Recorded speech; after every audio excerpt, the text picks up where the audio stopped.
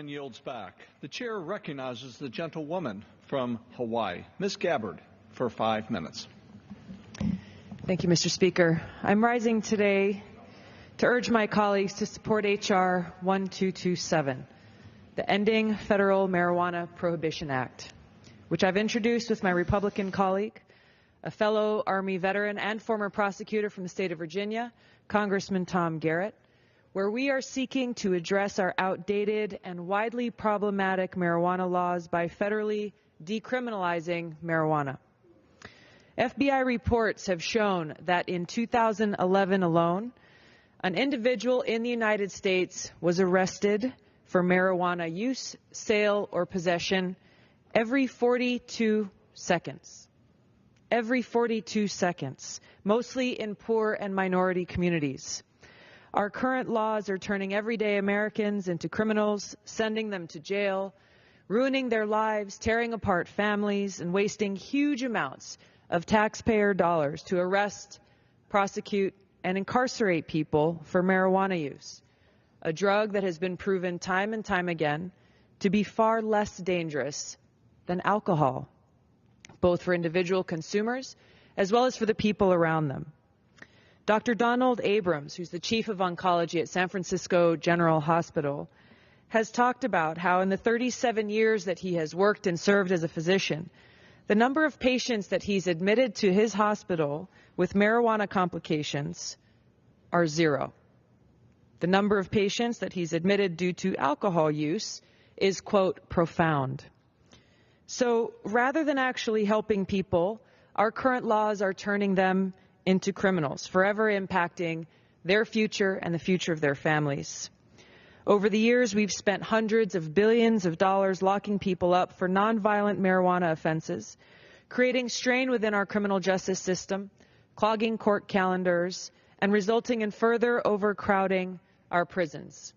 Now, just a few weeks ago, I had the chance to go and visit a number of our prisons and jails in Hawaii, where I saw firsthand the crumbling infrastructure, the extreme overcrowding, and facilities in dire need of upgrades, as well as the shortage of services that are actually needed to help rehabilitate people and reduce our recidivism rates. So whether you personally think that marijuana use is good or bad, whether you would choose to use marijuana or not, the question is, should we really be sending people to jail and turning them into criminals for it? The answer is no. The fiscal impacts, the social impacts of our current policy are having devastating ripple effects on individuals and our communities and are only continuing to perpetuate the problem. For example, the contradiction that we see currently between state and federal laws on marijuana has created a serious problem for many of our local businesses. I've talked with local bankers in my home state of Hawaii who express great frustration and even confusion about the contradiction between our laws. The fact that our state of Hawaii has legalized and authorized marijuana dispensaries to grow, process, and dispense medical marijuana. Federal law also prohibits banks and credit unions from offering any type of financial services to both businesses and individuals whose financial transactions have anything to do with marijuana. So what this means in a practical term is that our state-recognized and licensed medical marijuana dispensary owners, as well as their employees, they can't open a bank account. They can't get a loan from our local bank. The businesses literally have to hold thousands or even millions of dollars of their transactions and conducting their transactions in cash. Businesses that provide services to these medical marijuana dispensaries are also unable to access financial services due to the gaps between federal and state law. So as we look at ways that we need to update our outdated drug policies and the need for us to reform a very broken criminal justice system, we need to take into account the growing body of evidence that suggests the medicinal benefits of marijuana, including preventing epileptic seizures, reducing anxiety, and even halting the growth of cancer cells.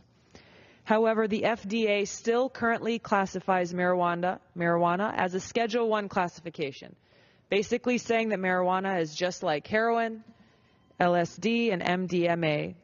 ignoring the fact that at least 28 states, including my home state of Hawaii, have already accepted the medical use of marijuana under state law. In addition to passing HR-1227, we need to require the FDA to remove marijuana from Schedule I based on state-accepted medical use.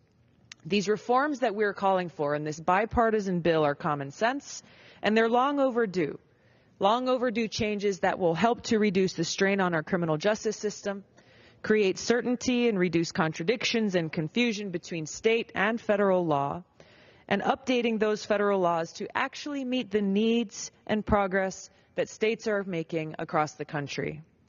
Thank you, Mr. Speaker. I yield back. The gentlewoman yields back. The chair recognizes the gentleman from California, Mr. McClintock, for 5 minutes.